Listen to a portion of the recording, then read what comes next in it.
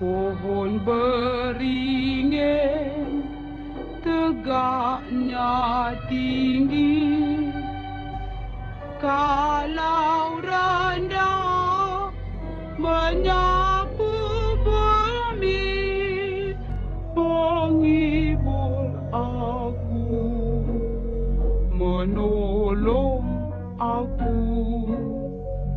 Bertiuplah, oh angin bayu, laju, laju, buaiku laju. Assalamualaikum. Apa khabar semuanya anak-anak Mak Jah di luar sana? Sehat? Alhamdulillah. Mak Jah berdoa kepada Allah semoga anak-anak Mak Jah di luar sana sentiasa sihat walafiat dan sentiasa dilindungi oleh Allah. Apapun pada minggu ini, seperti biasa ya anak-anak, Mak Jah ingin merungkai sebuah lagi kisah misteri, kisah yang kita kurang pasti sama ada dia misteri, fantasi ataupun realiti, tetapi ianya sangat popular di suatu ketika dahulu. Kisah misteri yang ingin Mak Jah rungkaikan pada minggu ini adalah orang minyak. Siapakah orang minyak? Orang minyak menurut ceritanya adalah seorang manusia yang dia telah mempelajari ilmu kebatinan, ilmu sesat ataupun ilmu hitam. Jadi ilmu kebatinan yang dipelajarinya itu, yang dituntutnya itu, membuatkan dia menjadi orang minyak, iaitu dia di antara syarat-syarat yang dikenakan kepada orang yang mempelajari ilmu itu adalah supaya manusia itu harus memperkosa perawan sebanyak 40 orang.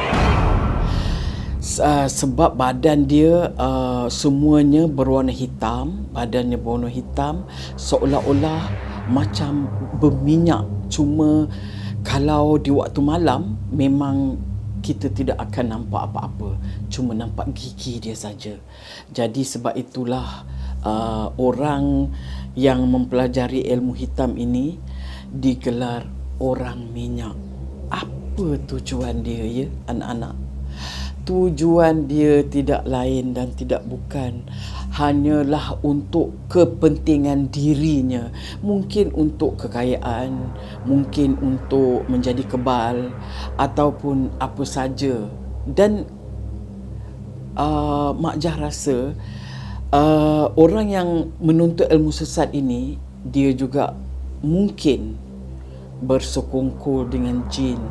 Sebab menurut ceritanya, orang minyak ini dia boleh memasuki ke dalam rumah mangsanya walaupun rumah mangsa itu berkunci.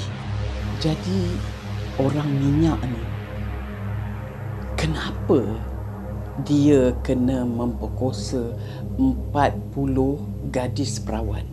Kerana itu adalah perjanjiannya dengan jin yang dia telah menuntut ilmu. Kerana orang minyak ni badan dia semua hitam. Bila dia menuntut ilmu sesat itu, menuntut ilmu hitam itu, badan dia menjadi keseluruhannya berwarna hitam. Jadi dia terpaksa untuk dia mencantikkan balik badannya, memulihkan balik badannya, dia terpaksa memperkosa 40 orang gadis perawan untuk mencantikkan balik badan dia. Bagaimana mana cara orang minyak ini memperdayakan mangsanya? Begini ya anak-anak, cara dia memperdayakan mangsanya apabila dia masuk ke dalam rumah mangsa yang dia nak perkosa tu. Si mangsa apabila terlihat aja orang minyak, mangsa terus terpukau. Kerana orang minyak ini dia ada ilmu memukau gadis perawan itu. Sebab itulah apabila gadis itu telah dipukau, dia merelakan saja dirinya diperkosa. Begitulah bahayanya orang minyak ini ya, anak-anak.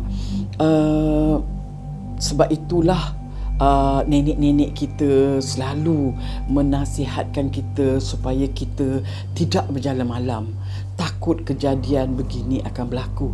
Begitulah misterinya ya anak-anak. Manusia ini akan menggunakan apa saja jalan untuk nafsu mereka sendiri, walaupun mereka menuntut ilmu yang bersekongkol dengan jin untuk kekayaan, untuk menjadi kebal, untuk gaib dan sebagainya. Jadi anak-anak, Mak Jah teringat ya, pada masa Mak Jah zaman remaja Mak Jah dulu, cerita orang minyak ini sangat popular di kampung Mak Jah. Dan kami anak-anak dara pada masa itu sangat takut kerana kami disogokkan cerita orang minyak ini daripada nenek-nenek kami, supaya kami tidak keluar malam, supaya kami kalau nak berjalan malam-malam harus berkawan, jangan berjalan sorang-sorang. Kerana pada masa itu kalau seingat Mak Jah, masa tu tahun mungkin 70-an, sangat popular cerita orang minyak ini. Apa yang menakutkan orang minyak ini, dia memperkosa mangsanya, dan apabila dia selesai memperkosa mangsanya, iaitu perawan, dan dia hanya sukakan perawan, bukan isteri orang ataupun bukan orang yang sudah berumah tangga ya. Dan apabila dia selesai memperkosa mangsanya, dia akan mencalitkan sesuatu di tubuh badan mangsa itu, seolah-olah menunjukkan yang mangsa itu telah diperkosa. Jadi begitulah kisahnya ya. Jadi pada waktu itu Mak Jah teringat lagi untuk mengelakkan orang minyak ini berleluasa di kampung kami di waktu itu. Mak Jah diingatkan oleh nenek Mak Jah dan juga arwah ibu Mak Jah supaya kami semua ni anak-anak dara ni bubuh inai ya, anak-anak bubuh inai di jari. Kerana apa? Kerana untuk mengelakkan diganggu oleh orang minyak. Jadi kononnya apabila ada inai di jari, seolah-olah kami ni sudah berumah tangga. Jadi itulah pada waktu itu anak-anak dara semua mencari pokok inai, menumbuk inai dan bubuh inai di jari masing-masing. Tetapi Mak Jah tak pernah melihat orang minyak, alhamdulillah. Cuma mendengar cerita, dan cerita di kampung-kampung pada zaman Mak Jah remaja dulu memang ada orang yang dah kena katanya. Dan orang minyak ni pun dia ada juga kelemahannya ya. Katanya orang minyak ini hanya boleh ditangkap apabila dikejar, dia akan cepat menghilangkan dirinya, dia gaib. Dan dia sentiasa boleh bergerak ke mana-mana dengan pantas, dan selalunya mencari orang minyak ni dia akan mencari mangsanya di waktu malam. Dan untuk menangkap orang minyak ini, maka pada suatu ketika dulu orang-orang kampung beramai-ramai pergi mencari, macam seolah-olah rukun tetangga, mencari orang minyak ini. Dan menurut kata orang tua-tua dulu, katanya kalau dapat ditangkap hendaklah diselubungkan dia, ditangkap, dimasukkan dalam kain batik. Itu menurut kata nenek Mak Jah dahulu. Pernah satu ketika dulu, agak viral juga, tidak berapa lama, baru juga berlaku, di mana seorang yang menyamar seperti orang minyak dapat ditangkap di sebuah apartmen melalui CCTV, dan dia berbogey dan melumurkan badannya dengan cat hitam masuk ke dalam apartmen seseorang. Jadi agak pelik, ya, kerana manusia boleh melakukan apa saja untuk nafsu mereka masing-masing.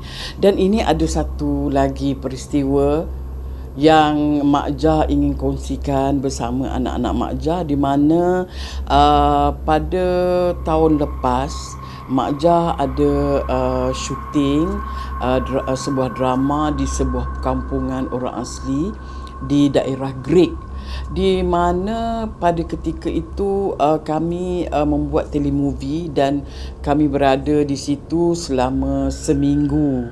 Dan apabila kami pun masuk ke kampung orang asli itu, kami syuting di sana, tiba-tiba Tok Batin menasihatkan anak-anak dara, iaitu pelakon wanita yang berada dengan kami pada waktu itu, tidak boleh berjalan malam-malam seorang diri. Kalau nak berjalan, nak pergi ke bilik air ke, nak ke mana-mana ke, harus membawa kawan. Kerana kata Tok Batin itu, di kampung dia pada waktu itu orang minyak tengah mengganas. Jadi Mak Jah tidak pasti adakah orang minyak ini benar ada ataupun hanya manusia yang ingin mengambil kesempatan. Jadi anak-anak, itulah ceritanya pada minggu ini, cerita yang agak popular, tapi kita kurang pasti sama ada dia misteri ataupun dia hanya direka-reka untuk manusia mengambil kesempatan di atas manusia yang lain. Dengan itu, Mak Jah sentiasa ingin menasihatkan anak-anak Mak Jah di luar sana, jangan leka hidup di dunia ini, kerana ada yang memerhatikan kita di alam sana.